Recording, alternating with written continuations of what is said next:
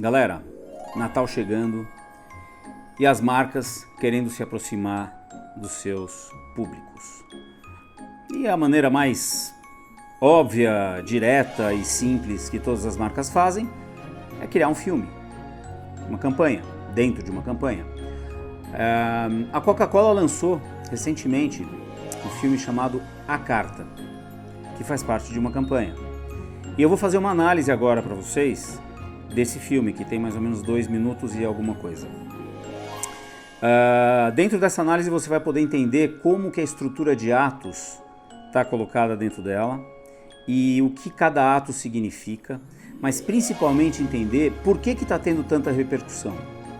Apesar da história ser uma história que não é tão original, ela é um pouco até meio óbvia.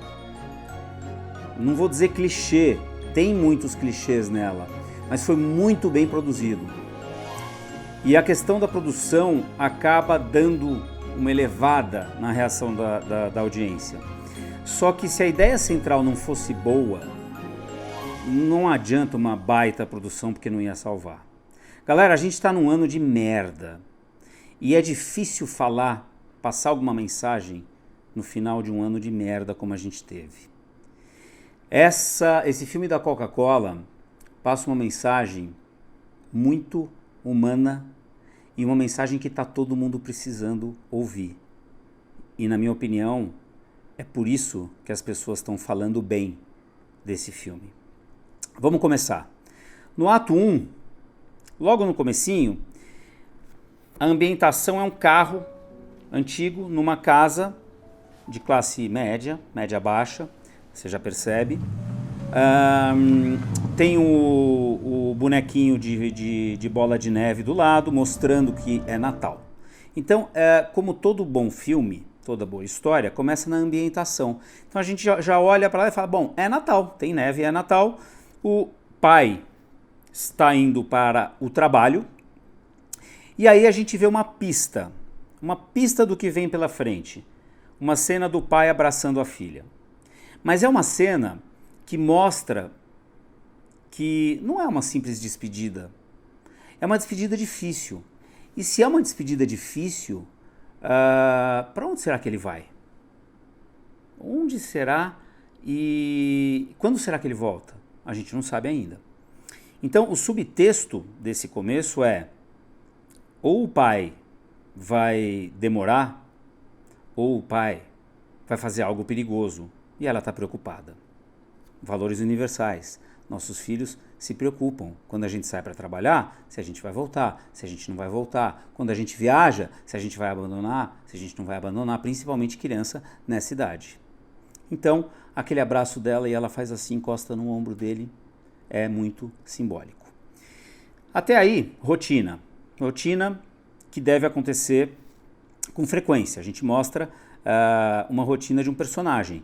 Ele está com o carro dele, indo para o trabalho, só que a filha esqueceu de entregar um negócio para ele. Ele para o carro, ela entrega uma carta e ele vê que é uma carta para o Papai Noel.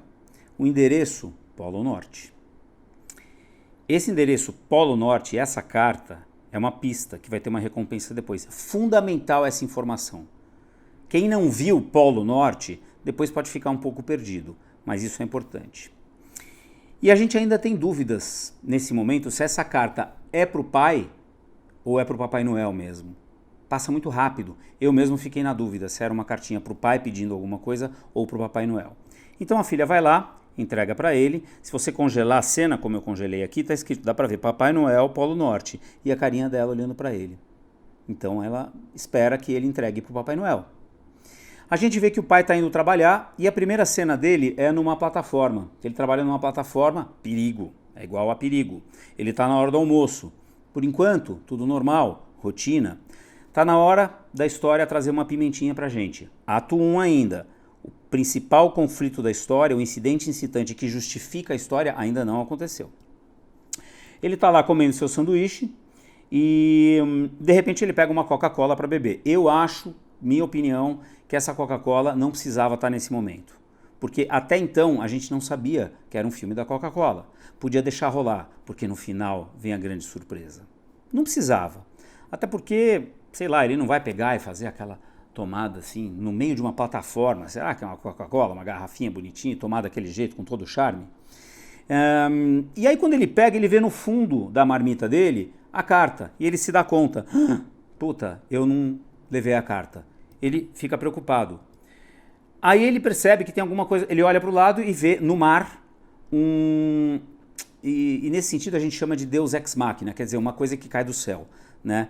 Como que um barco do correio vai estar do lado da plataforma dele? E estava lá, um barco do correio. Tudo bem, não compromete a história, porque está muito legal, está muito bem feita e tem uma boa intenção por trás.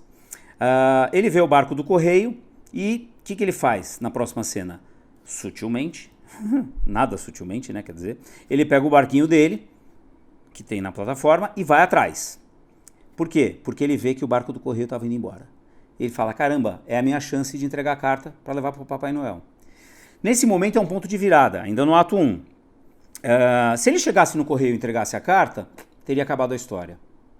Então, o correio foi embora, precisava ter alguma coisa. Conflito, já começam a acontecer os conflitos. Uma boa história precisa de conflito.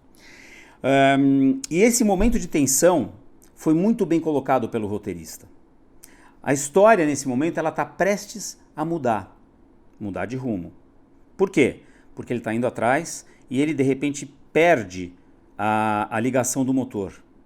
E aí fica na mão dele aquele fio, ele para com aquele barco dele e o barquinho dos Correios vai embora. Quebra de expectativas. Legal, bom pra caramba para uma história. Conflito, dificuldade, quebra de expectativas.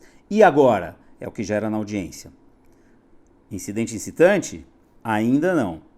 E agora ele fica como? Lá no mar. Talvez o último momento de calmaria desse filme. A partir daí, a natureza vai se encarregar de trazer todos os conflitos para ele. Mas essa cena, congelando de cima, ele deitado no barco, ele não sabe o que fazer.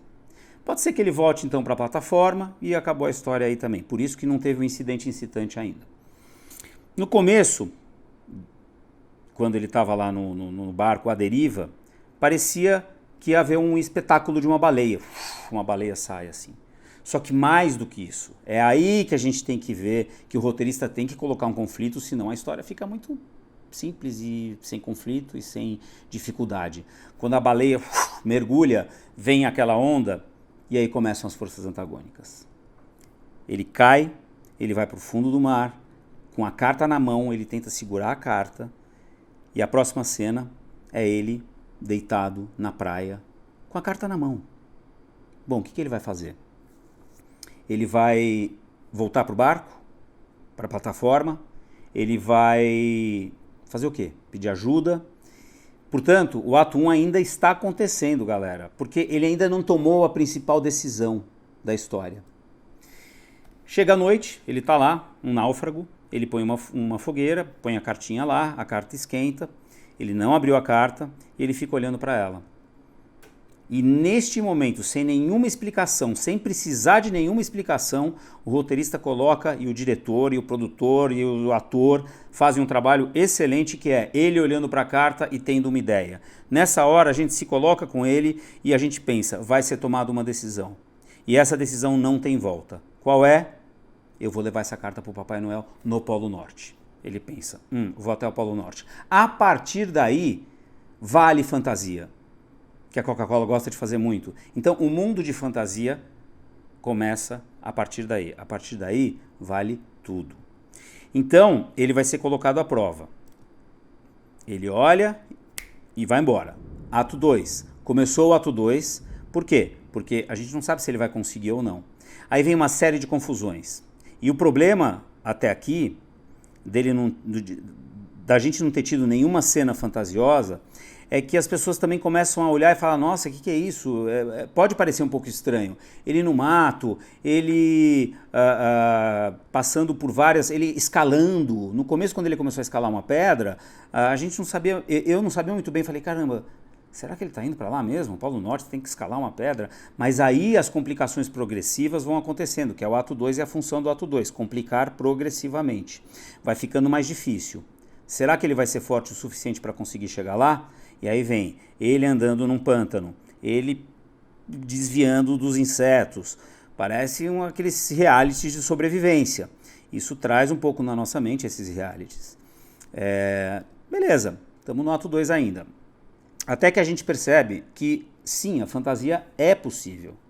E se a Coca-Cola não tivesse aparecido antes, para mim seria muito mais forte esse momento. Eu prefiro assim. Mas não tem problema. A gente já sabe que é da Coca-Cola e nesse momento a gente já liga alguns fiozinhos desencapados da história. Aham, ele está indo mesmo para o Polo Norte, a temperatura está ficando cada vez mais gelada, a neve está aparecendo e ele está lá e de repente ele aparece de motoca. Esse momento que eu acho que ficou um pouco aberto. Aonde ele conseguiu essa motoca? Da onde vem? Caiu do céu? Mas não comprometeu a história, não. Ele na motoca, que é um clichê bem-vindo, vamos dizer assim. Não só a motoca, ele achou a motoca, e depois outro clichê bem-vindo, que é ele pegando carona num caminhão cheio de bicho. Tá ele paradão lá, ou seja, ele está tentando de tudo para chegar lá. Se o roteirista continuasse a insistir nesse tipo de carona, moto, vai de bicicleta, vai andando, vai de esqui, vai de foguete, a gente cairia na lei dos retornos diminutivos. Chega uma hora que não tem mais efeito, isso tem que mudar. E foi assim que o desafio começou a aparecer. Ele tinha que escalar uma montanha para chegar lá em cima. Estava lá com as ferramentas dele. Ele parece que tem um destino longo ainda para seguir, uma jornada longa. Então o rosto dele mostra uma conexão nesse momento, ele olhando para aquilo, sonhando com a carta no Papai Noel, corta e mostra o rosto da filha também. Parece até que a filha está fazendo tudo aquilo para ele. Já que é uma fantasia, vale tudo. Um subtexto lindo nesse momento. Ele e a filha, os dois olhando para um desafio que existe e que a gente está torcendo por ele nesse momento. A partir daqui, poucos conflitos. Apenas algumas cenas bonitas, lindas por sinal, mostrando o trajeto dele.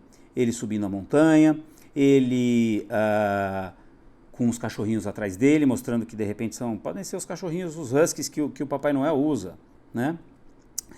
A gente já começa a ficar ansioso. Para quê? Para conhecer a casa do Papai Noel. Nesse momento, o final começa a surgir na nossa cabeça. E é aí que o roteirista tem que ser muito bom, ele tem que surpreender a gente. Será que o final vai ser simplesmente ele entregar a carta para o Papai Noel e vai embora? Não sei. Seria básico demais. Esse roteirista não fez isso não. Vamos ver? Ele chega lá, nada muito exagerado, de repente aparece a casinha do Papai Noel. Lá no fundo. Não é uma fábrica, não é nada, é uma casinha singela. Que aliás acho que é como deveria ser, como todo mundo gostaria de imaginar. Algum suspense no ar, ele vai e a gente fica pensando, será que ele vai me impressionar com esse final? A carga de valor nesse momento está positiva. Por quê? Porque ele achou a casa do Papai Noel. Só que o ato 2 vai acabando por aqui. Ele vai chegando lá no Papai Noel, a cara dele olha para a porta e o ato 3 começa com um momento de tensão. O ato 3 é antes de chegar na cena climática, tem uma crise. Está fechado. Fechado para o Natal. O Papai Noel não está lá. O que ele faz? Ele joga a carta no chão. E ele não sabe mais o que fazer. A história também poderia acabar por aí e você fica pensando, não vai acabar assim. Alguma coisa vai acontecer. É aí que vem a quebra de expectativas de novo. Vem uma imagem, é o momento mais difícil, um conflito interno dele com aquela sensação de frustrar a filha dele, que ele não quer. E os valores universais em jogo aqui. Poxa, eu não vou conseguir fazer o que a minha filha mais quis. E aí, depois da cena com a carga de valor mais negativa, que é fechado para o Natal, e ele olhando para baixo, aparece o quê? Aparece uma luz e um barulho de caminhão. Parece um passe de mágica. E foi. Mas você está numa fantasia, não tinha como. Tudo bem, passa, né? Apareceu um caminhão e logo a gente imagina cenas fortes vão vir na nossa cabeça. O clímax está tomando forma. O caminhão estava lá e de repente o caminhão que a gente vê é da Coca-Cola. Ou seja, não precisava ter a Coca-Cola no começo. E ele pega uma carona com aquele caminhãozão lindo. né? Aparece lá o símbolo da Coca-Cola, ele entra, vai indo pela ponte, mostra o caminho, quando o roteiro surpreende a gente. Ele chega em casa, ele está entrando na casa dele, o motorista meio que chama ele e entrega a carta de volta, devolve a carta. Ele tinha pego a carta. Como ele pegou a carta, ninguém sabe. E aí vem a grande revelação. Ela vem através da carta que o pai, naquele momento, abre e está escrito: Papai Noel, por favor, traz meu papai para casa. Nossa! Nesse momento, o vídeo conquistou o universo, o planeta Terra, porque é quando a gente tem, quando vem os nossos medos, quando vem a relação com os pais, mesmo quem não tem pai, fala de vida, fala de morte, fala de sobrevivência, fala de afeto, fala de uma série de coisas. E aí vem a cena obrigatória. A cena obrigatória é aquela que tem que ter, que mostra o clímax de tudo. Que é uma cena parecida com a do começo, que é ela abraçando o pai, mais ou menos do mesmo jeito. Ou seja, o Papai Noel trouxe o pai dela de volta. Olha que ironia.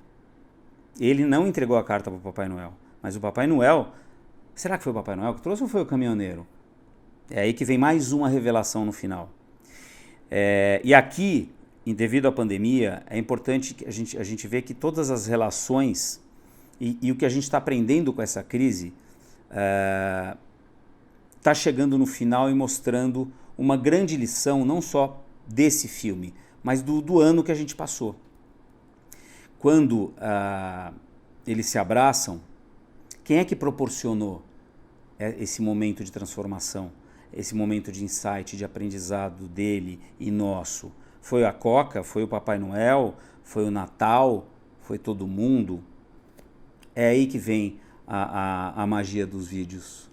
Todos eles, não importa. O que importa é que um protagonista teve um arco de uma história, com um começo, meio e fim, com ato 1, 2 e 3 muito bem colocado, e no final, para não acabar de qualquer forma, depois da cena climática, depois do clímax, vem aquele ufa, a resolução. E a resolução vem com uma brincadeirinha, que é a revelação de quem estava dirigindo o caminhão, o Papai Noel, que dá uma piscadinha pra gente.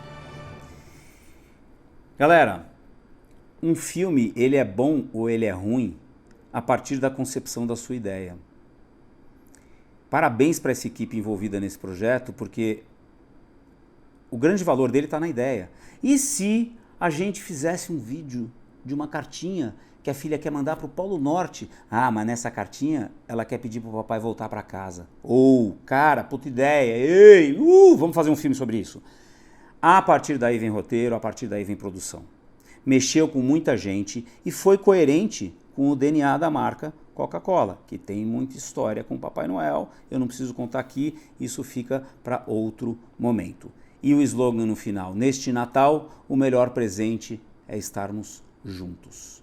Ela falou que todo mundo está querendo ouvir. A gente não está podendo ficar junto. Mas o melhor presente é a gente estar junto. Então a gente está junto mesmo distante? Sim. E quando a gente está junto, porque a gente pode estar junto, fica mesmo junto. É isso. Distante ou não, o que importa é a gente ter uma ligação, uma conexão. Valeu, galera? Muito legal. Eu acho que eu sou muito crítico com esses filmes, mas o resultado final foi bem positivo. Falou? Tchau. Vai tomar uma Coca-Cola aí que de vez em quando é gostoso. Eu tomo Coca Zero. Eu até ia tomar uma Coca agora, mas não me pagaram, né, para fazer merchandising. Mas eu podia ter tomado e ter vendido depois para Coca-Cola esse vídeo, né? Aliás, acho que eu vou mostrar para Coca-Cola esse vídeo. Quem sabe eles não compram. Falou, galera! Bom Natal para vocês. Se eu não fizer mais nenhum vídeo até lá.